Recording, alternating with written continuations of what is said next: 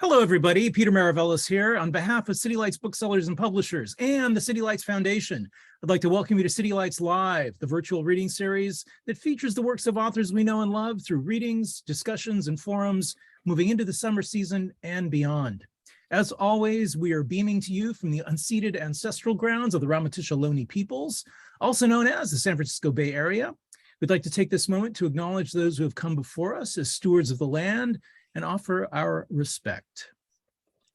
Tonight on City Lights Live, City Lights in conjunction with McSweeney's celebrate the publication of this new collection of Black Powerful, Black Voices Reimagine Revolution, which is a stunning collection of work by Black writers utilizing affirmations, testimonials, sketches, and brilliant storytelling.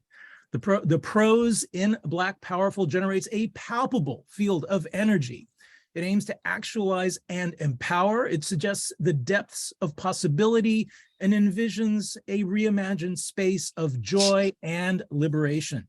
We are honored to have with us tonight award-winning curator and poet, Natasha Marin. She will be joined by two of the contributors in the collection, Katherine Agyemaa Agard and R. Erica Doyle. So Natasha Marin is a conceptual artist and community builder whose people-centered projects have had international reach, stretching across the globe. Her work is explored and been recognized in such outlets as the Art Forum, New York Times, the Washington Post, the LA Times, amongst other outlets. In 2018, Ms. Marin manifested Black Imagination, the States of Matter, the Glistening and Ritual Objects, a triptych of audio-based conceptual art exhibits in and around the Seattle, Washington area. Black Imagination is an ongoing community-based project which continues to amplify, center, and hold sacred a diverse sampling of Black voices in the community. While artists in residence at the Burke Museum, Ms. Marin collaborated with visitors of all ages to create the Cloth Mother Project. Ms. Marin's viral web-based project Reparations engaged 250,000 people worldwide in the practice of leveraging privilege. Ms. Marin will be joined tonight by Katherine Agyemaa Agard, whose interdisciplinary work is rooted in painting, performance, and writing. She is the author of the book Of Color from Essay Press. She holds a degree in visual and environmental studies and social anthropology from Harvard College and an MFA in writing from UC San Diego. She has been honored with numerous fellowships from Lambda Literary to Callaloo and much more. She makes her home in San Francisco and is a dual citizen of Trinidad, Tobago, and Ghana. Also joining us tonight is R. Erica Doyle. Her debut collection, Proxy, from Belladonna Books, won the 2014 Norma Farber First Book Award from the Poetry Society of America and was a finalist for the Lambda Literary Award in Lesbian Poetry. Her work has been anthologized in Best American Poetry, Our Caribbean, a gathering of gay and lesbian writing from Antilles, amongst other works. Her writing has appeared in various journals as well, including Plowshares, Callaloo, From the Fish House, Ms. Magazine, Future Poems blog, and amongst others. Please join us now in offering a warm welcome. So honored to have Natasha Marin, Katherine Agyemaa Agard, and R. Erica Doyle. Welcome to City Lights. Hi, everyone. Hi, Natasha. Hi. Hi, James. Hi, Crystal. Hi, friends. I'm actually like rifling through because I wanna. There we go. Okay, so magic is real, and I had absolutely no idea what I was conjuring with this work. No, I could never have known what was going to happen. So Black Imagination, well, first we need to all just genuflect to Vanessa German, the cover artist for both Black Imagination and Black Powerful. This says, by the way, to call police, use this telephone. Call them, call them. Call them because it's magic. It's magic what happens when people come together. But if you're on Instagram, just look up Vanessa German. You will not regret it. Your whole life will, your feed will go like this.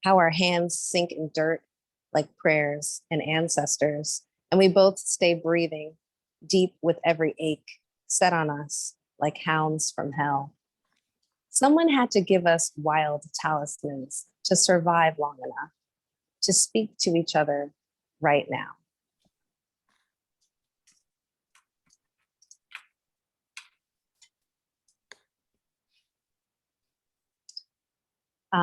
Because nepotism, my daughter, Roman O'Brien, who was born in Austin, Texas, and currently lives in Seattle, Washington, responded to the question, when do you feel most rooted or Indigenous? I think I feel very Indigenous when I'm realizing that no one can tell me what to do, that my people have really been through it all and really encompass everything that life is. And now I'm really not going to take anything from anyone anymore.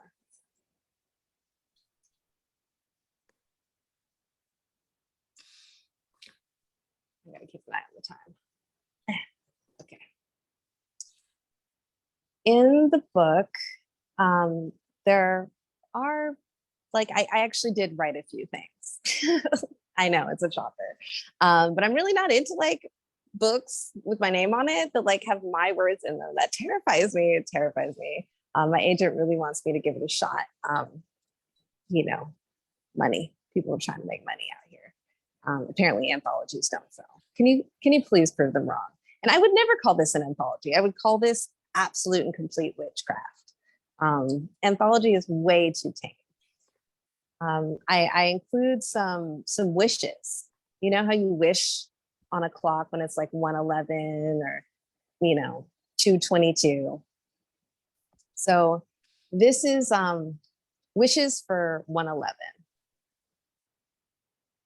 In the names of the most merciful sky mommies, including those who answer to the name Oshun, here's a blessing for the golden-hearted. May your collective attachment to upholding white supremacist patriarchal modes of thought and action give way to a truth more profoundly rooted in nature and the natural world. May you have the fortitude to continue thinking critically in a thoughtless and reactive world. May your soul settle and give way to an undeniable truth. You are loved, you are safe, and you are protected. You belong, you matter. May this critical moment in your life be worth the growth and evolution you've actualized as you release and heal from generations of pain and suffering.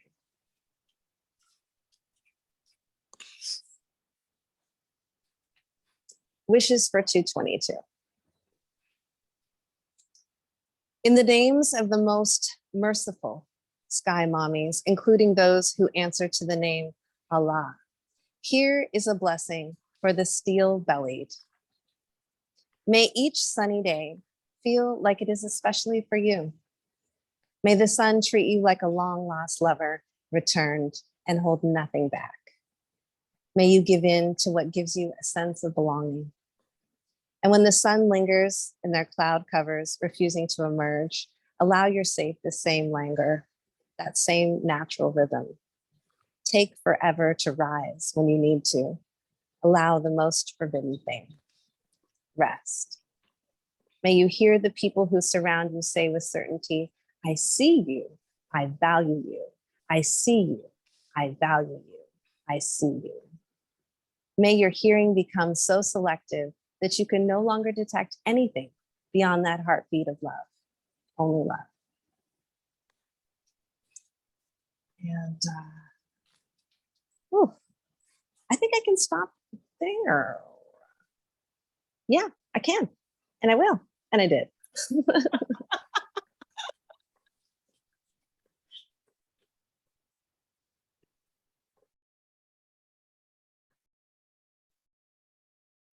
Thank you.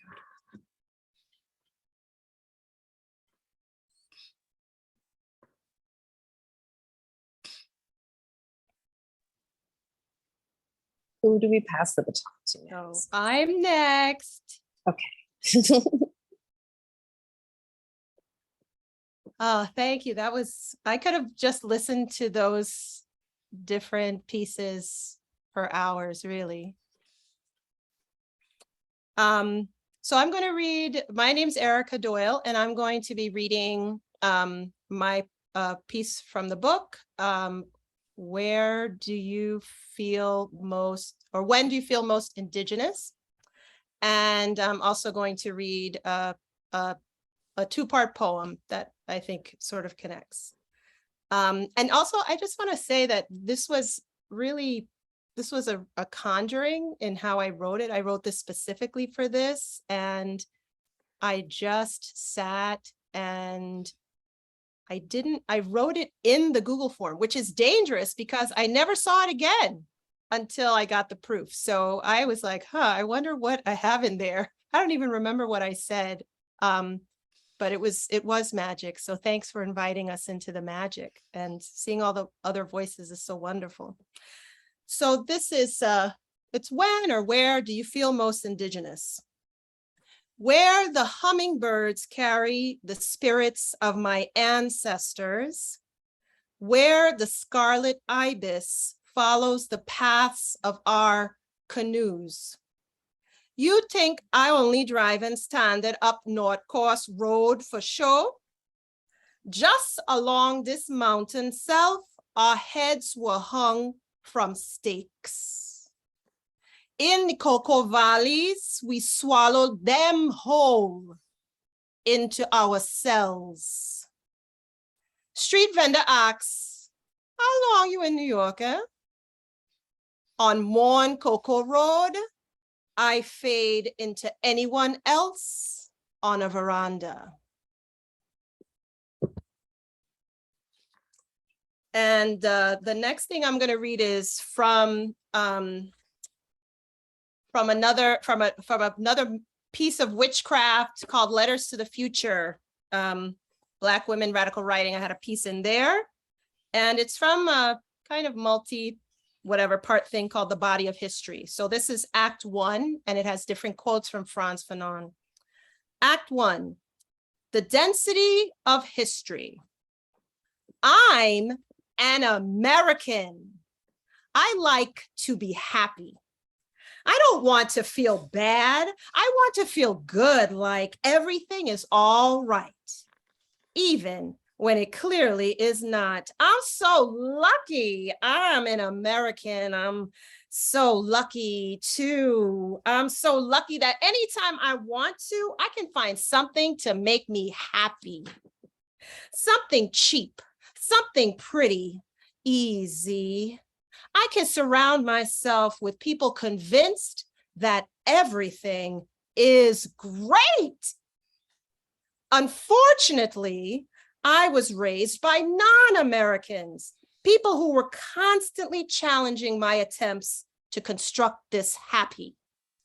That's what's wrong with you kids, my father would say. You're too happy.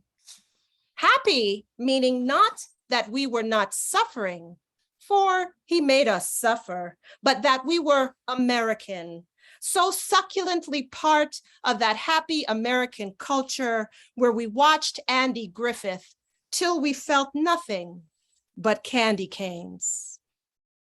Act 2, I am my own foundation. Dark throat, you made something happen. Gully, maybe. Gullah, praise be. Mantilla maiden down on her knees. Iron her skirts. Wash her vagina. Get thee behind her and zip up her back. Me dijeron que me llamaban desde el pozo. Voces nocturnas pajariles. Cocodrilos granadinos rococó y sensibles. Odio lo que ardo. Harta en my sweater. Odio lo que amo, tecato en stiletto. Wencamo jeu dudu, wencamo jeu maché. Llamo en staccato, la plica vini. Sutil e imbécil, la plica tombé. Vini gade figino ajla, wencamo jeu timu. Anupaga de deye, ya nada fui así. labios ladrando, legacy light handled. I've broken my teeth against this language of yours. My tongue bleeds nouns at night in a fricative wind. Thank you. Wow. I thought whenever I read, I'm just responding. So I've been taking notes and trying to compose a poem in return. I don't know if I have that, or perhaps if we're talking about magic and we're talking about spirit. My words are not printed in this book, but I am a contributor.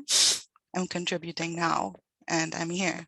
And I think in the way that spirits move, I'm going to read from my book, which was published in 2020, but you might consider it a response to the questions that Natasha has asked and that are circulating, were circulating, will be circulating in the way that they circulate across oceans, in blood, across people. So thank you. In blackness, black, black, I'm repeating your words, black, rooted, the ocean, ushun, a truth more profoundly rooted. I'm going to start backward. I fade into anyone else on a veranda, the body of history, a legacy light handles. I've broken my teeth against this language. I'm starting backward.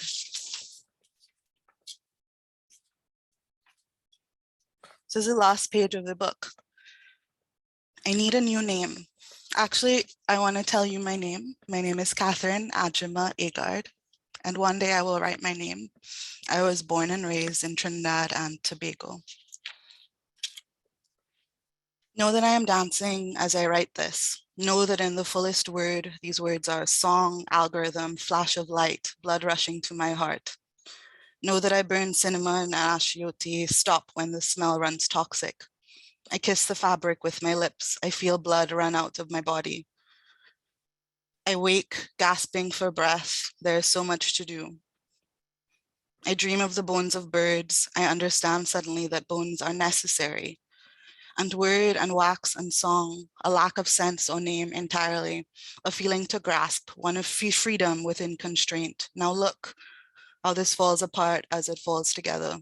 How this life is also one of chance and change and relentless possibility.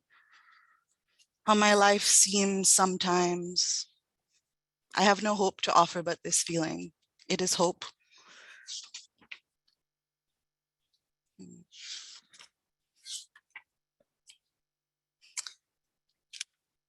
Here is the truth of a traveler. We acquire new names wherever we go. Each name is simply added on to the others. Often we learn new languages. Even when we cannot remember, they remain inside of us, structuring our loss. I need you all to function. If nothing else, traveling has taught me that I am nothing when I am not let in, that I am nothing alone. I am not alone. In my studio, I sing to the Virgin and pray. I stomp my feet and rub my tears on the carpet. This is a stage, not a painting. This is a painting, not a reading. This is a spell, not a reading. This is a collection of separations fed back to you as a dance. We remake ourselves in new places. An island forms from the currents that drew us together. Disparate elements attempting to make do at the boundary of the water. What are your questions now? Please tell them. Thank you.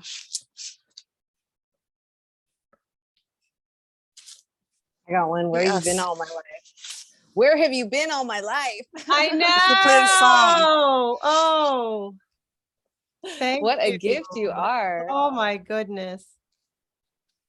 Oh, yes. Thank you. Thank you both so much. Thank you. What do we do now? Well, I'm looking to see if they're going to ask any questions or make any comment things to respond. Taryn, hi. Hi, everyone. Somebody ask a question. I know it's Q&A time. We can Yeah. unmute people too. Yes.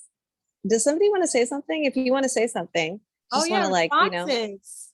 throw a little amen in there. We are black, black, black, black, black, black right now. Right now, we're all black. I can't see y'all. I mean, I could if I wanted to. I'd choose not to. I'm just making everyone black for my own comfort. What's the most magical thing? What's this? What's the most magical thing about being from Trinidad and Tobago? It was funny when Peter said tobacco, because it's Trinity and Tobago. Yep. According to the colonizer. Somebody more Trinidadian than I am should answer this question. One of the things as I keep aging, haven't turned that backwards yet, is Trinidad is, I feel like it's about the Caribbean, about the world, but there's always more. Every little thing that I grew up with and took for granted is always so much more and so much bigger than, like, I don't know what I thought it was. And I feel very grateful for that kind of infinity and that perspective that I think I carry to everything. Yeah. Yes. I was thinking that about, when you were reading and how, you were pulling all our words together, and what you just said about this spiral, this a collectivity and a spiral, that even in simple things, like I was in the piece that I read that was from the book, just thinking about about the intense and incredible violence and the intense and incredible magic, the intelligence, the craftiness, the humor, the joy, the creativity, the multiplicity, the incredible beauty, the encyclopedic knowledge of generations, the language, the languages. I was really struck by the languages in your work, Erica, because it was so Trinidadian to have all the languages in your mouth at the same time. It was amazing. That just felt so, yeah. It's amazing, and I wanted you to stay in it for a longer time. Mm-hmm. Like, I'd love to, I mean, please, again. But yeah. I feel like this is a safe space for me to come out as Natasha Marin. Thank you. Know what I you. mean? Like, yeah. I've never been brave enough. So yeah, I'm here, I'm queer, and I'm Natasha Marin now. So we're all gonna have to get used to it. Hey.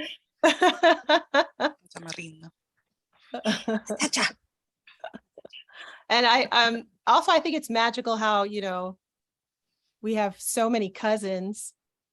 We are cousins. Marina is my cousin as well. Right? So, like, when did you define this out? Did you know this your whole lives, or did you come across each other one day and you're like, oh, we're cousins? What's the story? We've come across each other many times over the years, and I don't even know, but I was like, oh, I think I either found the Marin or we started chatting about it. I was talking about, all the genealogy I'm doing because I have cousins. We're cousins 5 times over, right? From those, The world would be a better place if people could just get with the program that we are all cousins, like actually. Right? Yeah.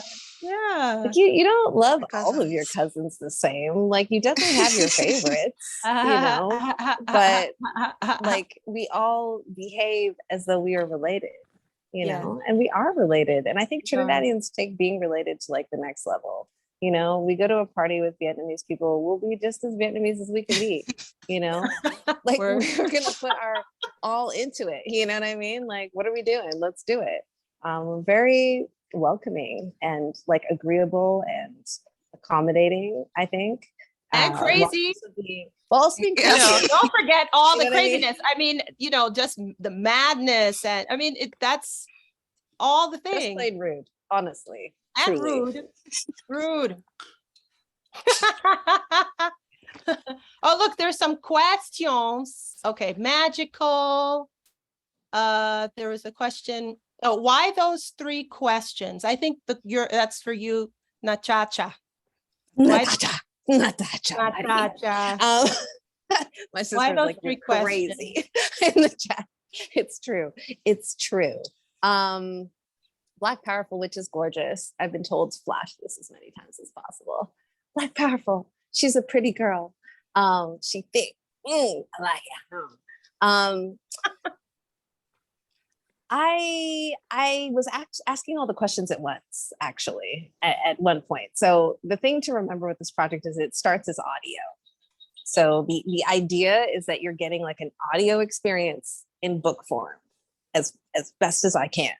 So the first thing I did was really try to preserve people's sort of dialectical flourishes, you know? So it's written the way people speak more so than how we write, you know, in the so-called Queen's English and stuff, you know, so that it can feel more of a community. But I was asking all these questions at once, you know. So there are other questions that I asked that aren't in these 2 books, that may be in subsequent books, and I'll continue to ask questions. I wanted to know what it sounded like when people claimed themselves, and I actually think that first piece that I read to you all, Ashley Jones's piece, was probably a response to what does it sound like when you claim yourself. It just happens to work for powerful too, because you know, in movies and stuff, people are always doing this like, my name is Inigo Montoya, you killed my father, prepare to die, or like, I am Moana of Motunui, you will board my boat and sail with me to return the heart of Te Fiti, or like, I'm Jaguar Paw, you know, I'll hunt this forest and yada yada, right? We get it. And I just wanted to know what it would sound like when we collectively claim ourselves, and it's fascinating and awesome. And I couldn't believe there wasn't like a book out there called Black Powerful. Like, I just really couldn't believe, you know, that hadn't already happened. So it seemed natural to ask people, when do you feel most powerful?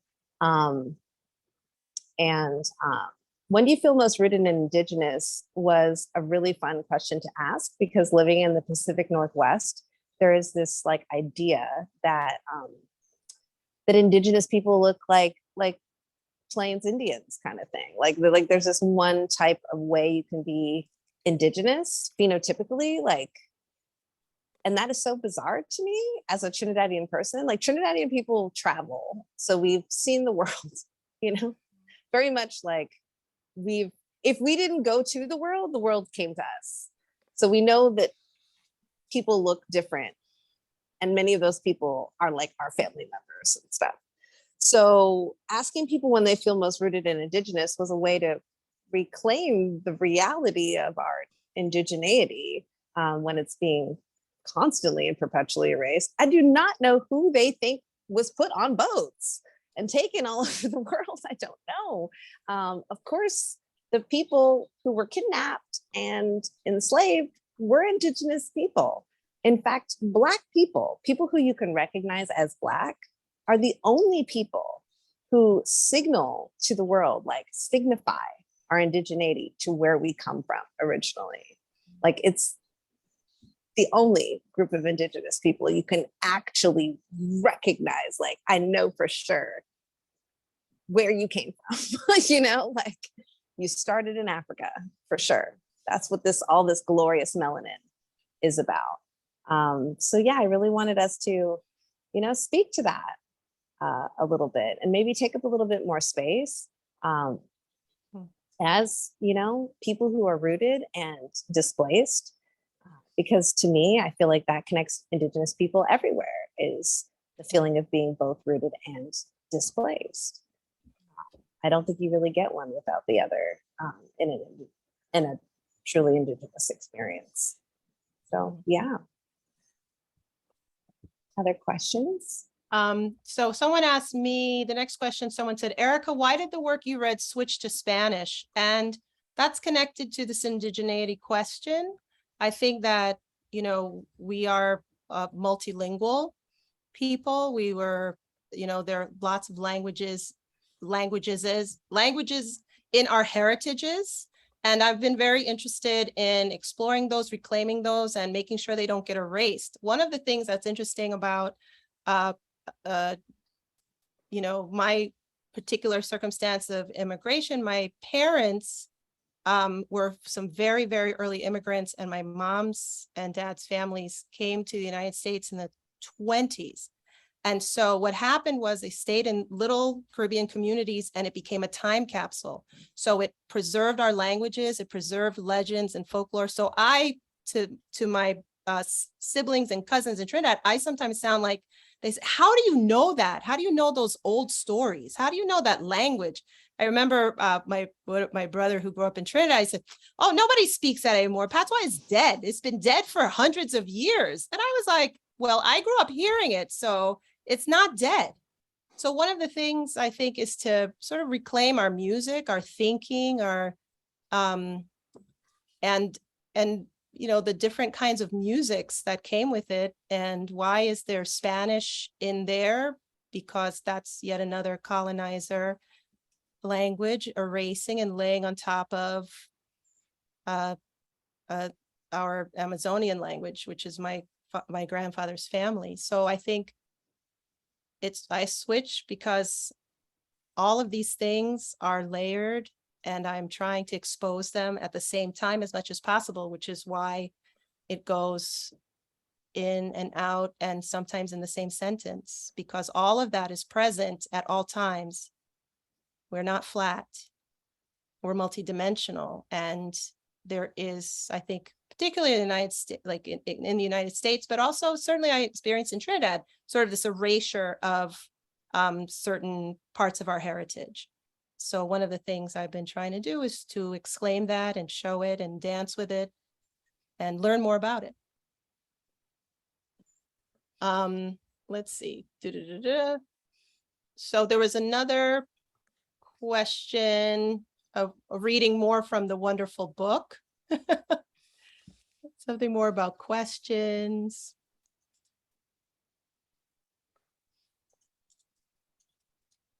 Fuego Loco. Oh, magic and ritual in creating our work. So someone said, I wish you would all talk about using magic and ritual in creating your work. That's James Cagney. Asked that. So, Katherine Marin. Yes. You're already unmuted. You're good. We want you to talk about magic and your work. Oh, I was That typing. Oh, you're typing. I was typing about Natasha Marin's. Natasha. The interludes in your book are so beautiful, and I was just thinking, I mean, there's like always a note at the beginning. I'm like trying to find the copy I have of it. It's like root work, and it's like explicitly being introduced as root work. So I missed the question, but we were answering it anyway. And yes. I wanted to say, I'm curious and support your agent telling you to write in your own voice, alone or not alone, never alone. Yes, or Wakanda, but or Wakanda. That's it's both of those. But yeah, I feel like what's the question? I feel like, I mean, I was interested. I read last, and I felt like my duty as reading last was to close. When I read first, I feel like my duty is to open. And that's like to open a particular kind of space. And so it felt like, you know, continuing, but we began. We began when the space opened, and but I think it's kind of like a hard question to be to answer, because I think it's just part of the way that I am and that we are, and things happen when I'm like making an extension of we come into spaces and activate, deactivate, disrupt, create like particular kinds of feelings. And I'm like curious and excited about what will come from this. I think if I can like ramble slightly, my relationship to astrology is always changing, but one of the things I take from astrology, yes, That it's changing, or Basically. yes? Okay. Just yes. Is like every moment is an event that has an outcome. So we're living in the afterlife of every single second and moment. And so this reading has an afterlife. And yeah, I mean, so all like overlapping afterlives all of the time. And I think, yeah, I don't know, the legacy of the Middle Passage, the legacy of slavery is all about afterlives, but that kind of consciousness. And yesterday I was talking or teaching from Christina Sharp's In the Wake, where she's talking about the afterlives of slavery and Black consciousness as being aware of that kind of consciousness. But that is a very particular kind of spiritual work and consciousness that we have, and that comes into, but yeah, I like to think about like time events like coming at each other, and that's happening right now, but perhaps we've joined and merged them to make like a different space. Thank you. Okay, I think I answered the question. Oh yeah. Yes. Yeah, but yeah, magic and ritual. Erica, How do y'all feel? Yes, Erica. Magic and rituals. Well, it takes me back to the Google form and how and just about it really about I'm thinking about openness and connectedness. I'm thinking about the constant presence of the natural world, of feeling the vibration of living beings, and also the materials that are around us. And I think I'm just thinking about the rituals that I've developed over time, especially as writing. I think of myself as a very kind of intuitive writer. And I just sort of sit, and then I just sort of breathe open. And just like those, the networks, like any network, you just sort of plug into the network. I'm thinking of the mycelium networks of the trees talking to each other and sending each other messages. I think that's happening. And so you sort of sit and open yourself to it. And part of all those moments, I'm thinking about all those moments you were talking about, Katherine, where like, it's almost, I feel like I'm sort of collecting and collecting and collecting and collecting and collecting, and then I settle, and here we go. Until it's time to breathe out again. And magic is staying open, saying yes. Amanda wrote me, she said, I have to ask you something. And I said, yes. It's always a good move with her. Worked for me a lot. Yes, yes. And that's also about the, creating rituals for yourself and having magical people in your life that when they pop up, you're going to say yes. And another universe is going to open.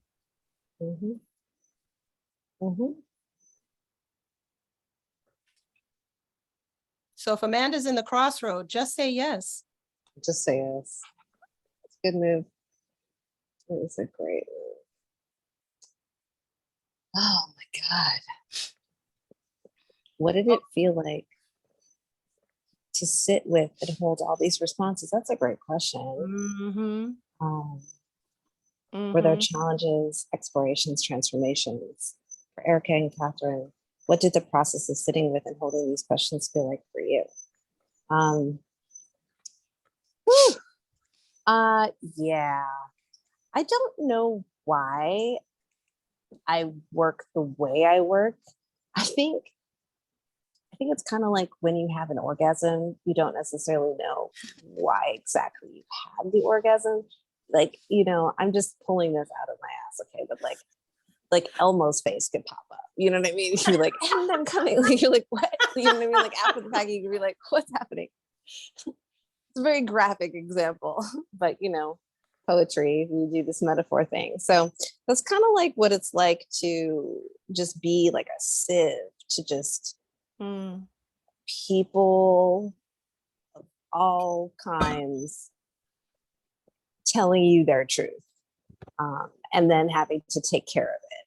That's why I didn't want to be like the editor or whatever. I wanted to be the curator, because I think of my role as a caretaker.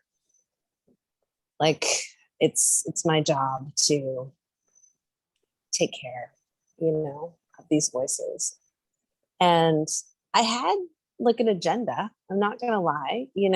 I wanted more young people's voices. I definitely always want to include like trans folks in my work. I wanted people to be multilingual, even though everything happens to be in English. Many responses were in different languages. I wanted folks who have disabilities, who are neurofestive or atypical, to feel included and represented. I basically wanted, I wanted to make sure that the folks were selecting felt like, for once, it was, the playing field was even. That your life experience does actually count for something. So yeah, there are like legit writers in here, but there are also just like folks, like people who I somehow convinced to submit, or friends were like, hey, do this thing, or they heard about it online and just submitted. There are teenagers who have never been published before. There are adults who have never been published before. Yeah, it's been an overwhelming experience for me, because for Black imagination, I had to like grow a Black imagination. I had to like steep myself in like Black women's imagination specifically, and not consume like anything else to make Black imagination. For Black powerful, I had to like become powerful. I know that sounds like bullshit, but I swear to you, that's what this book asked me to do. And I personally am really triggered by the word empower. Like when people say empower, it's like they just said the N-word to me. I can't stand it. Power is not something someone else can give to you. That's right. It isn't. My cousin Vanessa responded to a prompt in the book, and I'm not going to be able to find it right now. I just know how I am. But to paraphrase it badly, her name is Vanessa Mendez, and she is from Port of Spain, born and currently lives there. She basically said it's about memory. She feels most powerful when she remembers. And I think that is when we all feel most powerful. I feel like it was such a generous contribution to the book, because it's all in the memory. You were already everything. You will be everything in the future. You are an ancestor already. It just hasn't happened yet. We can move across time and space. And what we can do together, like survive, for example, there's nothing more powerful than that. But it does start with remembering, I think. So all of these voices, the community, the living community that is still including people like Katherine, like it's still growing and happening. Like you can all join us in this moment of realizing our own power, for sure. So that's kind of my takeaway from fielding all these answers. And I don't know that I actually answered your question, but back to you, Bob's in the Weather Center. Back to you with the news. Well, the second part of the question is like, for me and for Katherine, what did the process of sitting with and holding these questions feel like for you? And it really did feel like, well, there's also a whole experience. So it's not just like, oh, here's the Google form. There's a website, there's a whole experience, there's visuals. I mean, I love the interdisciplinary nature of your work. And in terms of the invitation itself, I was so excited that someone was asking me these questions, and they weren't being ridiculous, or they weren't, being shady, or it just felt like a real openness, and that I stepped into a real kind of vulnerability I think, that I stepped into, that I wasn't, that I traded my cleverness, right? So I wasn't, because, you're a writer, you're like, I'm way with words. I could have, Hella right? clever. I'm sorry, Right? fricative wind though. Like, Fricative wind. what, bitch? Fricative wind. Okay. But yes, please. I'm sorry. You were saying how You you go were on. clever. Well, I didn't but mean for to this, I interrupt. thought, yeah, but for this, I think when I look at what I wrote, I think it felt really like so much more direct. I said, I'm going to just be direct. And for me, that is a great vulnerability, right? To say these, to just think about, because one of the things I love about, being in Trinidad and being around Trinidadians is being around people who I resemble. And just feeling like I could just blend in. And that's how I felt with this. And the invitation, and I stepped into it. I think so. That's part of it, is there was an invitation and I stepped into it. Thank you. Thank you. I don't know. You're invited, Catherine. You're here. I'm here. I don't know if I have anything more to add. When I read Black Imagination and I had, it's like such a beautiful book. I want to like say that as we're coming to time. Like it's such a beautiful book to hold. And I'm excited to hold like a physical copy of Black Powerful in my hands. Hold up. Yes. And I also felt like there's so much life beyond this book. And I love that feeling. I'm like echoing some of the things Erica just said about the openness and the care. It is like something reflected back to me about what you're saying about vulnerability. Like it's really brave to just be like, here, here. And also more, like there's so much more that I feel I'm thinking about, like, instead of saying I'm a curator, an archivist, I'm an editor, we're caretakers, we are tending, we are taking care of. And there's something so generative and rich and like honest about it, but there's a lot more. And the book is like really beautiful. And yes, maybe yes. Thank you. I say that to people. I say, even if you don't read and you just want people to think that you read, these are such beautiful books. Like you could just have them around and people will be like, ooh, you read pretty things. Yeah. And the audiobook, there'll be audiobooks of both. There's an audiobook for Black Imagination with, David Diggs, the lead away. So, you don't have to slum it with your own voice.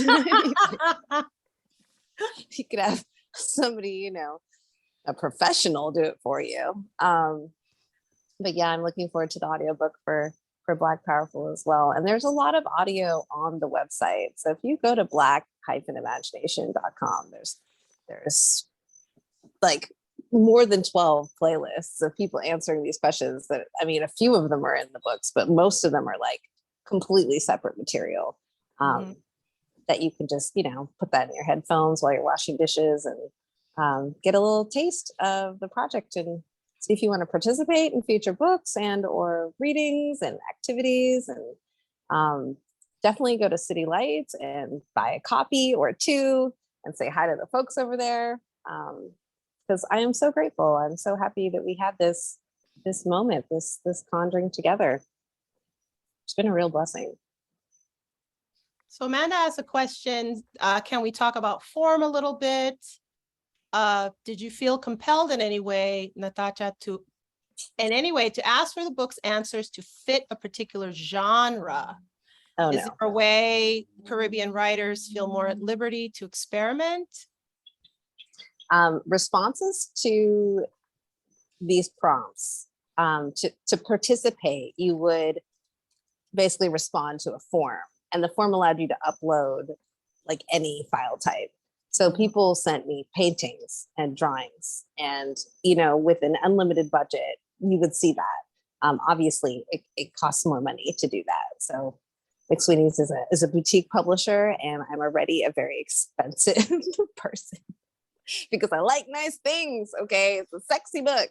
you know, you can unwrap it, like you can unwrap these little suckers and they look like, they Yeah. look biblical, you know, with their like gold embossed kind of situations going on. But you would Like a never want nice to lose the heavyweight dust jacket paper. because, yeah, I mean, like, you know, if you like books, if you like big books and you cannot lie. But yeah. I feel like Peter was trying to like, were you trying to, Peter? Nah, I'm just hanging out. Nah. I'm digging it. Okay. A lot of love in the room tonight. Always. Yes. Always. I'm so happy that the folks who were here, like, thank you for giving yourself this gift. You know, if you don't like poetry readings like me, I hope you didn't hate it. Because it's just the poet voice. That's what it is. I have like a limitation with poet voice. And I just sometimes I can't. I have to like crochet. I don't know. I have to do something else at poetry readings. It hurts me sometimes. But this has been very pleasant for me. I hope it has been for everybody else. But look what Alonda said. Thanks for this. I will begin writing again. Yeah. That's amazing. Thank you. Well, much respect to the three of you that you've created this kind of a space here tonight. It means a lot to us here at City Lights. So ever grateful that you grace our virtual halls. And also want to thank Amanda for all her efforts. Love you. It's such a pleasure yes. doing the work with you on this, and all your, efforts have come to this, which was really quite a wonderful, very rarefied night. So, and finally, thanks to all of you in the audience for joining us. You help complete the circle as always. We got links in the chat with which you may buy the books. And as you've seen, they are absolutely gorgeous. And come on down to City Lights too. We're open for business. We've extended our hours. So it's Monday through Thursday, 11 to 8, and then Friday and Sunday, 11 to 9. So we're moving towards midnight again. Slowly getting back to our pandemic. Wait, y'all, I have to say that Olivia pulled off Highway 1. Yes, Ooh. Olivia, I saw that Baby. too. So I could stand in the ocean while I listened. I love it. Thank you for creating this beautiful container. Oh, yes. Also, Olivia, Cynthia, thank you for suggesting folks buy this for their enemies. I love it. I love it. I love it. It's such a bless your heart. Cynthia knows. Fantastic. Just love it. Well, is there anybody else in the audience who has anything to say? I mean, do you folks want to? It's so weird when you just kind of go offline at the end of these things. It's just like it's like walking into a brick wall, and I'm kind of breaking that rule now. At the end of these things, I'm just like, hey, does anybody want to say anything? And just letting people kind of like mix it up a little bit. So if you got something to say, pop into the chat. We see you, Tanya. We see you, Olivia. We see you, Sarah. We see you, Catherine. We see you, Desiree. We see you, Taryn. We see you, Nancy. We see you, Cynthia. We see you, Stephen. We see you, Janae. We see you, James Cagney. Oh, we see you, Maya. A lot of these folks are in the book because it's everyone. Nikisa, I love you forever and ever. We see you. Amanda, we see you. Vanessa, we see you. Alonda, we see you. Celia, thank you all so much. Crystal, we see you. Thank you. Lisa, we see you. I know. I want to be in future books. Lisa. How can they be in future books? The best way to let me know you're interested in responding to future questions is just to contact me. black-imagination.com. There's a contact form. It actually goes to me, not to like an assistant. I might pretend to be my own assistant, but I am actually the person there. You have to do it. But yeah, you should just reach out. Just reach out. Let me know that you're out there, and we can, exchange memes until a call for submission goes out. Bye. Bye.